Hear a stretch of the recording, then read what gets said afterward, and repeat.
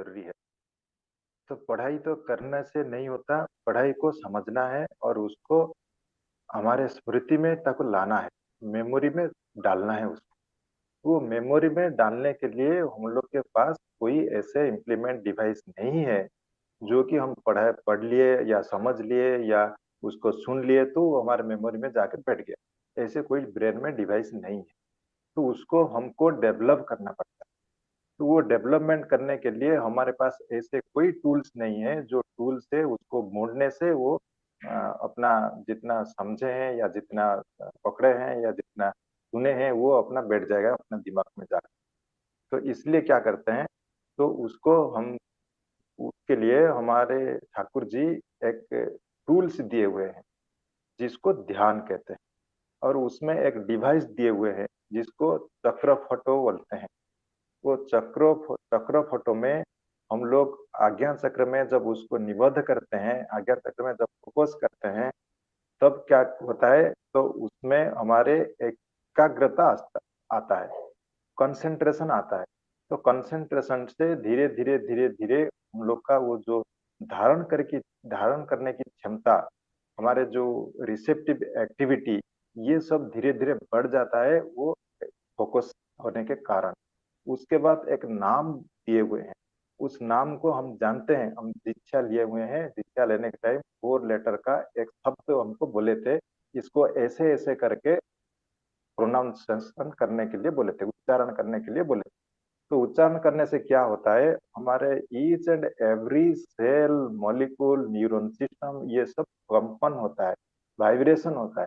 Vibration होने से क्या होता है कि जितने सब वो जो धरने धर के रखते हैं न्यूरॉन्स, सेल्स, वो सब एक्टिव हो जाते हैं, हम लोग का डरमंट है।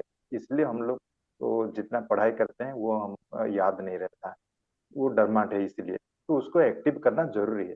ये संसार में ऐसे कोई टूल्स नहीं है कि ऐसे एक बटन दबा दो कि एक गोली खा दो या किसी भी थर्मल इफेक्ट दे दो तो वो एक्टिव हो जाएगा, हम उसको स्मृति शक्ति बढ़ा सकते हैं, हमारा मेमोरी पावर बढ़ा सकते हैं, ऐसे नहीं है। तो ये वाइब्रेशन होने की वजह से जितने सेल्स होते हैं, ब्रेन सेल्स होते हैं, वो एक्टिव हो जाते हैं धीरे धीरे। तो हम एक को एनालिसिस कर सकते हैं इजी से। एनालिसिस करने के बाद उसको डिसीजन लेना है, उसी को इजी से ले सकते हैं, क्योंकि हमें डिसीजन एक्टिविटी जितना सेल्स जरूरत है, जितना न्यूरॉन्स जरूरत है, वो सब एक्टिव हो जाता है। अभी डरमांड, उसके लिए हमको ध्यान जरूरी है, नाम जप जरूरी है। और उसमें जो चक्र फोटो दिए हुए हैं, उसमें मेरे आज्ञा चक्र के साथ उस चक्र फोटो की आज्ञा चक्र उसको बिल्कुल एकदम पैरेलली रख के हमको डन एंड डस्क, पूरा एकदम सूर्य उदय से पहले हमको ये मेथोडोलॉजी एक्सरसाइज करना है, जैसे हमारे ऋतिक देव हमको बोले थे। और रात को भी ये सब करना है। और ये रात सूर्य अस्त से शुरू करके सूर्य उदय से पहले तक जब भी हमको समय मिलता है, एक निर्दिष्ट समय पे हम अगर वो चक्रपटों के सामने बैठ के वो नाम को साधन करते हैं, वो नाम को उच्चारण करते हैं, बारंबार बारंबार उच्चारण करते हैं, धीरे धीरे धीरे धीरे से हमारे ये न्यूरल सेल सब एक्टिव हो जाएंगे। तो हमारे स्मृति शक्ति बढ़ जाएगा। जो जिस पढ़ाई को हमारे हमको पढ़ने के लिए या समझने के लिए या उसको याद रखने के लिए 1 घंटा लगता है, हो सकता है वो 10 मिनट में याद हो जाए। तो एक पढ़ाई समझने के लिए हमको एक दिन भर लग जाता है, वो तो 1 घंटा में उसको समझ में आ जाए। तो ये सब प्रोग्रेस हमारे जिंदगी में आएगा, हमारे जीवन में ये जरूरी भी है। इसलिए ध्यान का और जप, नाम जप का इतना इम्पोर्टेंट है, ये कहीं नहीं है। ये टेक्नोलॉजी, इस टेक्नोलॉजी दया करके ठाकुर जी हमको दिए हुए हैं, तो इसका फायदा हमको उठानी चाहिए, हर किसी को। नॉट ओनली विद्यार्थी, एक बिजनेसमैन चाहे एक लेमैन बोले, एक हाउसवाइफ बोले, एक सर्विस होल्डर बोले, सबको अपने अपने जिंदगी में एक डिसीजन लेने की एक कैपेसिटी होता है। वो डिसीजन प्रॉपर डिसीजन नहीं ले सकते हैं, वो नहीं लेते हैं, इसलिए अपने जिंदगी में सक्सेस नहीं हो पाते हैं वो लोग, हर किसी क्षेत्र में। तो हमारे जिंदगी में अगर हमको सक्सेस होना है, हमको सफलता आना लाना है, तो हमको proper decision right time at right quantity और राइट एंगल में हमको करना है। तो वो सब आ जाएगा इस न्यूरल एक्टिविटी से। और ये तभी हो सकता है जब हम ये ध्यान धारणा जिस हिसाब से हमको ऋतिक ने बताए हैं, उस हिसाब से अगर हम करें। तो ये संक्षिप्त में जितना मैंने आलोचना रखा, उस आलोचना में हो सकता है समझ में थोड़ा बहुत आया होगा। अगर उसी में कुछ आ गया, डाउट है समझ तो समझ आ गया। आ गया ना? हाँ। हाँ, तो इसलिए हमको प्रार्थना भी जरूरी है। प्रार्थना करने से माइंड एकीकृत होता है, कंसंट्रेट होता है। एक निर्दिष्ट टाइम है, उस निर्दिष्ट टाइम पर हम प्रार्थना करने से हमारे शांत मिजाज आता है, मिजाज अशांत हो जाता है, इसलिए हम लोग नहीं पढ़ पाते हैं। मिजाज अशांत हो जाता है, इसलिए हम लोग शांत होकर डिसीजन नहीं ले पाते हैं।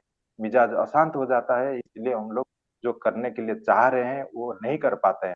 जो करने के लिए चाह रहे हैं उसको हम बोलते हैं सेंसरी सिस्टम कहते हैं। जो करने के लिए चाह रहे हैं हम, अच्छा, एक चीज हम आज डिसीजन लिए कि रात भर मैं पढ़ाई करूंगा, कि एक मैथमेटिक्स किया, एक चैप्टर आज खत्म करना है। ये मैंने सोच के बैठा मैथमेटिक्स करने के लिए, लेकिन देखा कि एक दो चार प्रॉब्लम हल करने के बाद मेरा ये जो इच्छा था वो टूट गया, फिर दूसरे पर डाइवर्ट हो गया। तो ऐसे होता है। तो प्रार्थना करने से ये जो डाइवर्ट हो जाता है ये सब कंसंट्रेट होके एक में निबद्ध रहता है। वो एक रात में नहीं होता, एक ही बार में नहीं होता, वो ये कंटिन्यूस प्रोसेस है।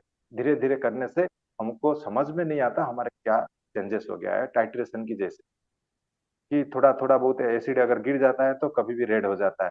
और रेड कब हो गया, ज्यादा रेड हो जाता है, तो हमको समझ में नहीं आता। इससे हमारे जिंदगी में होगा, ये हमको समझ में नहीं आएगा, हमको जो देखने वाले सामने वालों को समझ में आएगा ये लड़का पहले ऐसे नहीं था, लेकिन अभी ऐसे चेंजेस आया हुआ है। हर दिन अगर हम उसको नापने जाएंगे, मेजर करने जाएंगे, उसमें पता नहीं चलता।